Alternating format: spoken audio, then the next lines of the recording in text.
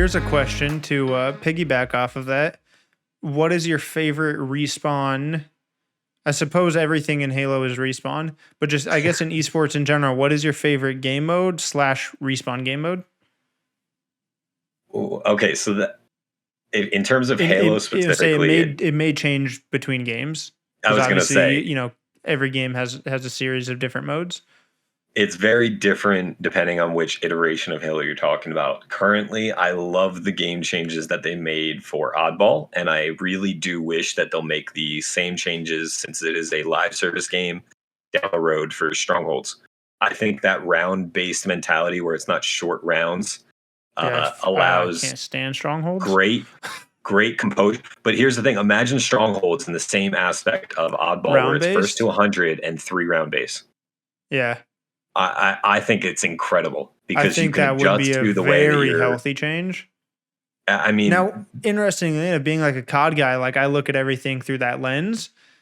In Stronghold is domination, obviously. Mm-hmm. But I think the reason Stronghold works and domination doesn't is because of how quickly you can cap objectives. Like, so I think that might be one of the single factors. Because like domination gets really stale because of two things. One, it's really difficult to neutral or cap an objective to change the tide of the game. And two, because of that, you get these spawn trapping scenarios where the game just gets really flat and the team with the two objectives can spawn trap. In Halo, you win one series of kills and you can go cap the second or even third flag like that and get some points on the board. So one key factor that you're missing, though, is with Halo, it works also because there's rotating objectives in the sense of there's your main objective, the Strongholds, but you also have these power weapons. You also have power weapons, the map, and the abilities or power-ups, so to speak, of camo, overshield, and stuff like that, that if you're too heavily on the Stronghold side of the map, you're giving up these power weapons, which allow that other team to get back into the fight, or you're trying to balance the two. Now, great teams can do both, but it's such a rare ability to be able to do all that. Yeah. And that is honestly where great coaches differentiate teams like Towie does for FaZe. Yeah, that's something where in Halo 5, part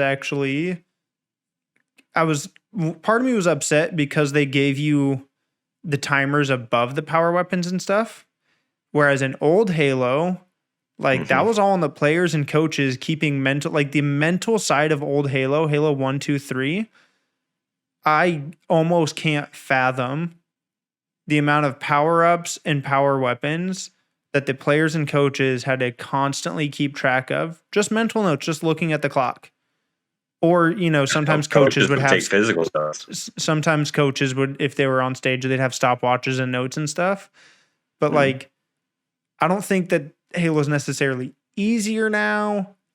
But I do remember when I started playing a lot of ranked Halo 5 being upset that they're just giving that information to you on the screen. Any game that I play, free information is my biggest tilt as well. So I fully hear you there. And the fact that they also went as far as to do it with the power-ups this time too is a little bit irksome to me. I'm like, maybe we're at a point now where it doesn't matter. Maybe the competition has evolved in such a way that it's pretty standard.